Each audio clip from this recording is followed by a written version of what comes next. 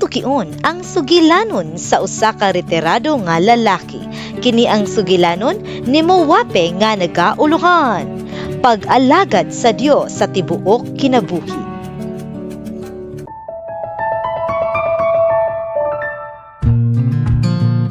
Si Mowape mubangon sa wala pa musubang ang adlaw.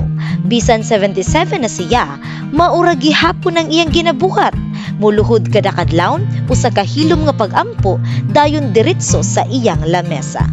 Nataw og nagdako si Mowape sa baybayon sa Ra, Fiji.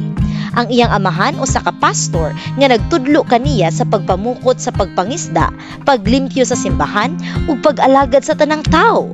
Didto nasabtan ni Mowape nga ang pag-alagad mao ang iyang tinguha sa kinabuhi. Sa iyang pag-eskwela sa Fulton Adventist College, nagtuon siya samtang nagtrabaho sa student print shop. Bisan napuno og tinta ang iyang mga kamot, napuno usab og paglaom ang iyang kasing-kasing.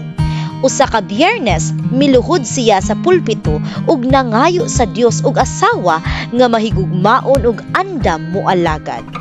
Gitubag kini sa Dios, pinaagi kang Mary, usa ka malumo nga proofreader. Nakabaton sila og tulo ka anak nga babay ug nagsaad nga sundon ang Dios bisan asa sila dalon. Ang ilang unang buluhaton mao ang Trans-Pacific Publishing House sa Suva. Didto nagtrabaho si Mowape sa mga makina sa pag-imprinta sa mga basahon sa ebanghelyo. Sa dihang miingon ang manager nga mas dako ang maabot sa mga pahina nga iyang ginaprinta kaysa sa wale, nasabda ni Mowape nga bisan sa hilom nga paagi makaalagad gihapon siya sa Dios.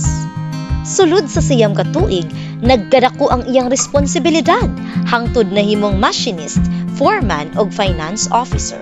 Sa 1978, gisirhan ang print shop ug gibalhin siya sa Fulton College. Didto ilang nasinati ang usa ka karaan nga nagatulo nga balay. Nihilak si Mary ug gusto mo balik sa Suva apan niingon si Mowape. Wala kita ni anhi alang sa kaaruhay, kundili alang sa Ginoo. Ila kining giayo ug sa ulahi nahimong guest house usa ka dakong panalangin. Dagang estudyante ang nangayo og tambag kang Mowape ug matinud-ano niyang gitabangan sa pinansyal nga bahin. Usa ka adlaw, usa ka kanhing estudyante nagtanyag kaniya og negosyo nga adunay dakong sweldo, sakyanan ug bag-ong balay. Apan walay pagduha-duha niingon si Mowape. Gipili ko na ang pag-alagad sa Dios hangtod sa pagretiro. Ang kwarta dili makapuli ni ana. Ang pag-ampo mao ang iyang kusog. Sa buntag tunga-tunga sa adlaw ug sa gabii uban sa iyang pamilya.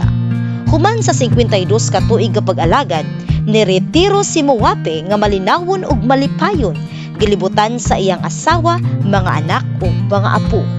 Ang iyang mensahe sa mga batan-on yanora.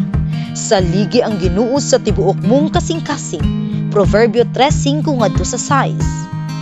Iuna ang Dios matag buntag ug matag desisyon.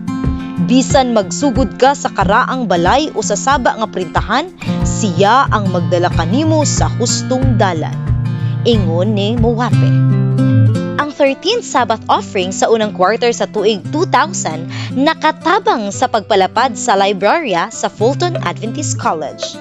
Ang inyong halad karon, musuporta sa health projects alang sa mga kabataan sa Solomon Islands ug Vanuatu.